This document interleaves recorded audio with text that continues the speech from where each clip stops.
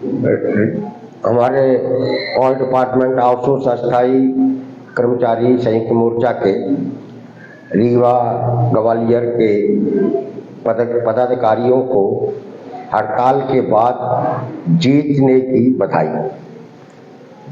मध्य प्रदेश में आउटसोर्स कर्मचारी सबसे बड़े अन्याय के शिकार हैं, लेकिन अब वही आउटसोर्स कर्मचारी जो साल भर पहले तक चुपचाप अन्याय को सह रहा था, आज वो अन्याय के खिलाफ एकजुट होने लगा है और खुलकर कंपनियों अधिकारियों से टकराने लगा है।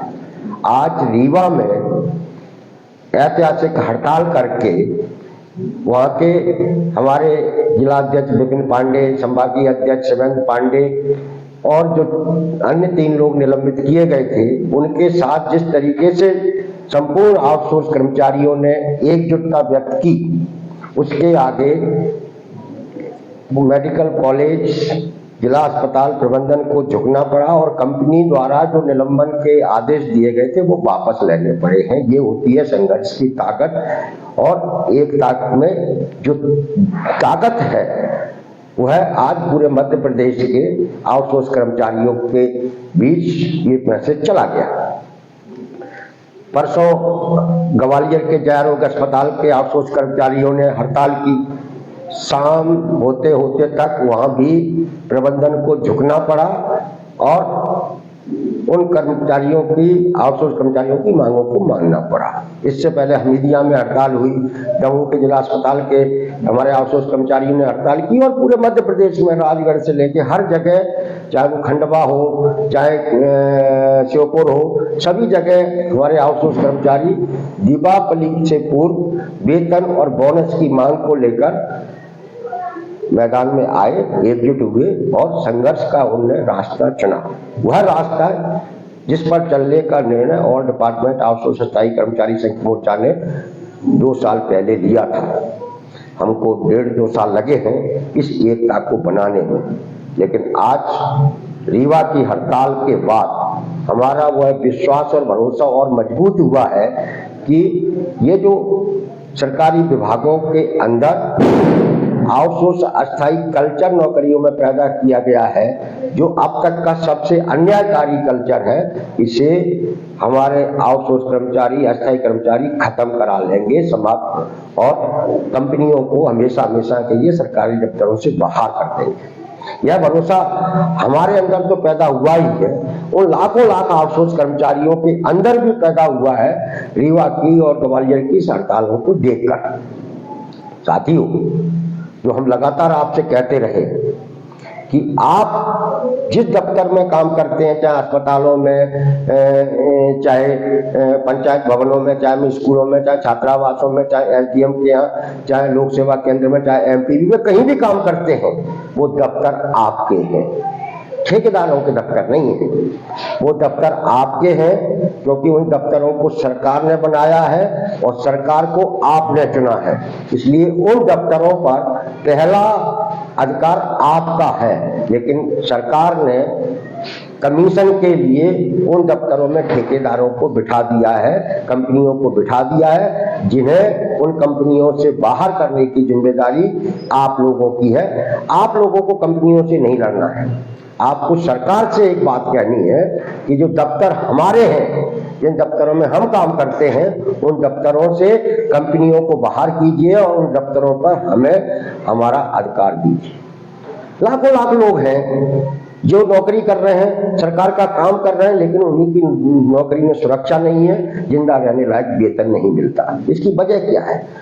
स्पष्ट है कि मध्य प्रदेश के सरकारी विभागों में काम करने वाला जो कर्मचारी है, जो अलग अलग नामों से काम करता है, इसके कई संवर्ग हैं और उसमें बहुतायत की संख्या में चतुश्रेणी कर्मचारी है। चपरासी से लेके वार्ड बॉय तक, स्वच्छ गार्ड से लेके वाहन चलाने वाला तक, ये सारे कर्मचारियों के अंदर अभी तक एकता नहीं थी। हम इनको एक प्लेटफॉर्म पर, एक संगठन के नीचे लाने का काम कर रहे हैं। जिस दिन ये एक संगठन के नीचे आ गए, उस दिन मध्य प्रदेश से आउटसोर्स कल्चर हमेशा हमेशा के लिए विदा हो जाएगा, खत्म हो जाएगा और आप लोगों का की नौकरी सुरक्षित हो जाएगी और आपको भी एक सरकारी कर्मचारी की तरह सम्मान से काम करने का अधिकार मिल जाएगा। अभी 20 साल से मध्य प्रदेश में भारतीय जनता पार्टी की सरकार है और उसने बड़ी योजनाबद्ध तरीके से सरकारी दफ्तरों में आउटसोर्स अस्थायी कल्चर को पैदा किया है। और यह कल्चर ही पैदा नहीं किया बल्कि उन्होंने इन कर्मचारियों की एकता को खंड खंड करके रखा है। कई आप कर्मचारियों के बीच में जाएंगे तो उन कर्मचारियों के बीच में 9-9, 10-10, 15-15 संगठन काम करते हैं। आंगनबाड़ी, उनकी मांग क्या है? उनकी मांग है कि उन्हें शासकीय कर्मचारी का दर्जा दिया जाए, लेकिन वो इस मांग को अभी तक इसलिए नहीं जीत पाए, उनके बीच में 9-10 संगठन काम करते हैं। आशा कार्यकर्ताओं की क्या मांग है कि भाई उनको न्यूनतम वेतन मिले, जिंदा रहने लायक वेतन मिले, उनकी नौकरी में सुरक्षा हो, लेकिन वो इस मांग को सिर्फ इसलिए नहीं जीत पा रही है क्योंकि उनके बीच में भी 7-8 संगठन काम करते हैं, उनकी एकता नहीं बन पा रही है। अतिथि शिक्षकों के साथ क्या हुआ? उनकी भी मांग यही है कि उनके नौकरी में स्थायित्व मिले और सम्मानजनक वेतन मिले, लेकिन वो नहीं जीत पा रहे क्योंकि सरकार ने उनके अंदर इतने टुकड़े करके रखे हुए हैं कि उनकी ताकत का एहसास नहीं हो पाता। साथियों, हमारे ऑल डिपार्टमेंट आउटसोर्स अस्थायी कर्मचारियों के बीच में भी अब तमाम रंग के संगठन सक्रिय होंगे क्योंकि हमने लाखों के मैन पावर वाला एक ऐसा वर्ग आंदोलन में उतार दिया है, तो वो संगठन भी चाहेंगे कि ये हमारे साथ जुड़े जिससे उनके संगठन चलते रहे।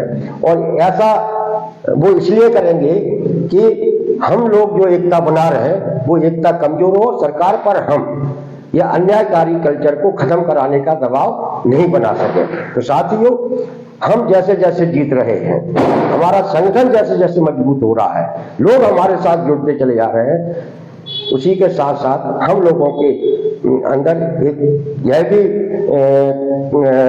खतरा पैदा होने लगा है कि लोग हमारे बीच में अलग अलग लोग सक्रिय होने लगे जो हमारी एकता को कमजोर करने की कोशिश करेंगे। इसलिए आपको सावधान होने की भी जरूरत है। और क्योंकि हम लोगों ने कोई संगठन नहीं बनाया, हम लोगों ने एक आंदोलन खड़ा किया और हमें मालूम था कि आंदोलन से ही सरकार डरती है। यह बात रीवा, ग्वालियर, हमीदिया, अन्य जिलों के जो आंदोलन हुए और उसमें जो आपको जीत मिली उससे साबित हो गई है। इसलिए हम लोग आउटसोर्स अस्थायी कल्चर को हमेशा हमेशा के लिए खत्म कराने का जो आंदोलन विकसित कर रहे हैं, जिसके जरिए ही आप लोग अपने भविष्य की लड़ाई को जीत सकते हैं, अपने भविष्य को बेहतर बना सकते हैं। इस लड़ाई को कमजोर मत होने देना।